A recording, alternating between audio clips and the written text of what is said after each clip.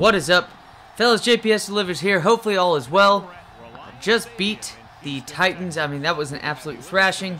Important matchup for that Texans team to win. Now going up against a 7-8 Cleveland team. Don't think Cleveland, the wild card is a way better record than what we're going to have coming out of the AFC South. For the only chance to get in the playoffs is to win this game for sure. Will get us in the playoffs.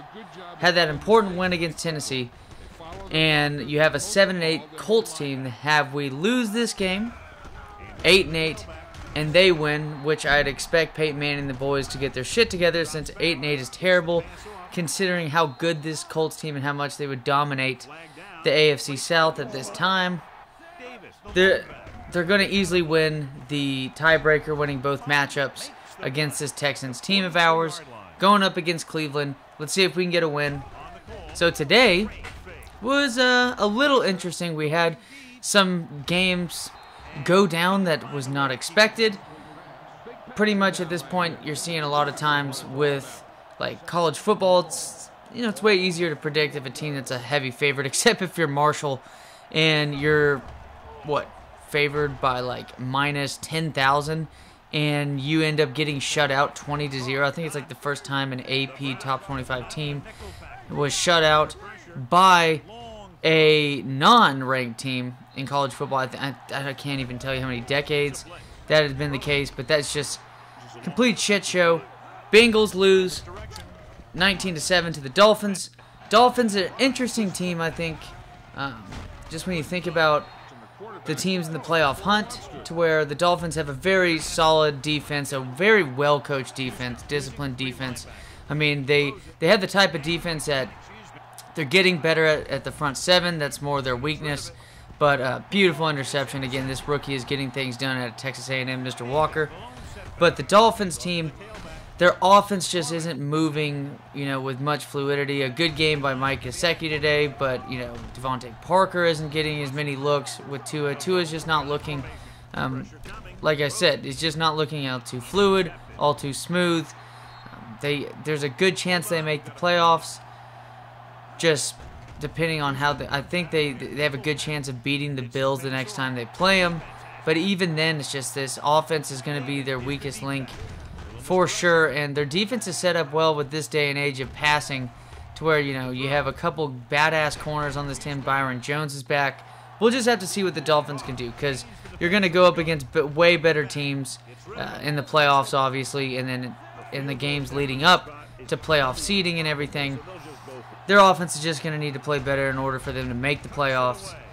Raiders barely squeeze out a win against the New York Jets. The New York Jets were looking solid. I was a little pissed off that Jamison Crowder did not get more looks throughout the rest of the game. He had like 2 touchdowns in the first half for sure. Might have been 2 touchdowns in the first quarter. But Sam Darnold and them were moving the ball very well, as they had several touchdown passes. And I think the 4th touchdown was a rushing touchdown by Mr. Johnson. I don't know his first name. Beautiful play right there by Roddy White. But they luck out in this game. 100 yards given up to a New York Jets team. Frank Gore wasn't the leading rusher. It was a guy with last name Johnson. I just can't remember. He's been a practice player on other teams. But Jets, it's just the season in a nutshell. They play a team the best they probably have all season. And it ends up with Henry Ruggs scoring a 46-yard touchdown for the win. Colts, in what seemed like it was going to be a shootout in the very first part of the game, about first half or so, I think they scored like 80 to 85% of their points in the whole game in the first half, and there's a lot of defensive adjustments. I don't think the Colts offense is all too amazing. I think it's more so the play calling. Good game by T.Y. Hilton. I mean, actually a really good game. Easily his best game of the season. He had like 118 yards, 7 or 8 catches, and a touchdown. Again, we see with Brandon Cooks, with Will Fuller gone, Brandon Cooks has a lot more attention, and it's just, he's a talented guy, but there just comes a point to where you're going to need someone else besides him out there. Everybody was banking on him having a good game, but just not an amazing game with the volume you're going to see him have with Will Fuller out. So Colts win that one. Browns, in what was 38-7 at one point. Baker Mayfield, I believe, had 4 touchdown passes in the first half. One to People Jones, one to Higgins, and then I think one to Jarvis Landry.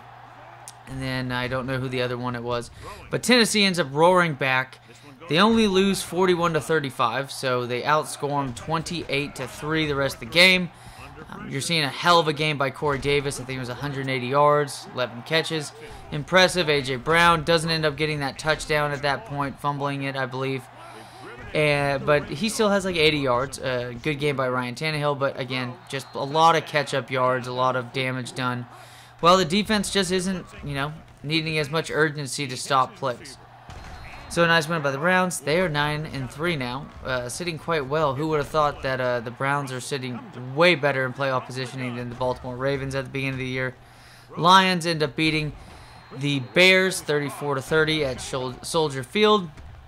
And what seemed like that, it was kind of like the opposite of the Houston Texans and Colts game. It was like 6-9 at the end of the first quarter. Kind of seeing that this could be like one of those, maybe 3 touchdowns by each team. But you end up seeing 34 points. A good game by Marvin Jones. A very good game by David Montgomery. It's the one time that you sit there and everybody's expecting a good game out of David Montgomery. And then that shit happens. And then this shit happens. This is terrible play management by me. Going up for it on 4th down. It's a 10-point swing. Considering it would have been 3 points. Making it harder now for, them to even get any points on the board, kicking it off to them, since they haven't been moving the ball all too well. It was only their 2nd touchdown of the day, and it's just the first big run they had at all on the day. Jaguars and Vikings. Vikings, a team that now is 7th in the wild card spot after beating them 27-24 in overtime. They're favored by 10 points. It seems, Jacksonville is just not a good team whatsoever, but at the same time, you're looking at Minnesota, and Minnesota just doesn't seem like a good enough team to beat anyone by, or at least expected to beat anyone by plus 10 points. That just seemed like way too many points. That should have been picked off right there. But Dalvin Cook, a decent day. More so Justin Jefferson. You had Adam Thielen had a touchdown catch. Justin Jefferson had a touchdown catch, except Mr. Jefferson had 118 yards or 110 or so to add, I think 112 to add on to that. For a very solid day. Saints against Falcons, low-scoring game. It kind of seems like that's been the theme with the Saints team, relying on, clock management, playing good enough defense compared to what they were at the beginning of the season with Taysom Hill, trying to control the clock more. Now another rushing threat with them. I saw him, he was passing the ball a little bit better. Mind you, it was the Atlanta Falcons defense, compared to seeing, the Denver Broncos, who played pretty well tonight against the Chiefs. It's just Atlanta, man. It's just they look boring now to watch. That's not fun. That's not fun. I mean, Calvin Ridley, that play though, to put him towards the a closer chance of getting the ball down the field. I think it was it was on that last drive.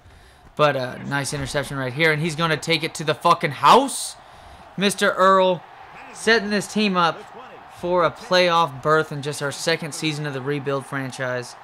Saints with the win. Falcons just seem boring, and it's sad. 2 picks on the day, 3 tackles, getting things done, Mr. Glenn Earl.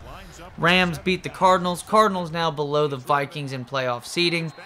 That's interesting considering the 5-2 start of the season.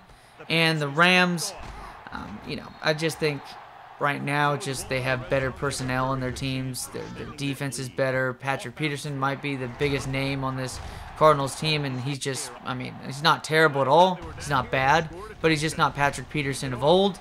And it's a nice win by the Rams, and you did start to see them get, quite a bit of rushing touchdowns and yards on the day with both Henderson and Akers. Terrible pass right there. So nice win by the Rams. Giants against Seahawks in what seems to be a huge surprise. And the weird thing, too, is that it kind of sets up that you've seen the Seahawks in the past. They're a team that, so different at home compared to on the road. Also, though, you got to think about how this season's a little bit different. You don't have that clear. Jesus Christ, Buchanan just got destroyed by General Grievous over there on the Browns. That dude's a huge dude. Like, him and Matt Jones are like these big white wide receivers. They're like 6'5", 6'6". Matt Jones more athletic, but also, too, that's what happens when you take PEDs. And then that, I mean, Seahawks didn't look good on offense. Their defense, I mean, played decently well, but it was against Colt McCoy. You weren't facing a full-strength Giants team, and that's still not saying much considering how they played earlier this year. They've been able to put up yardage through the air, but still, Seahawks shouldn't be losing this game at home, even if home field advantage is no, their 12s are not there, and the same amount of masses as we've seen in past seasons with COVID protocol. It's just Seahawks didn't look good.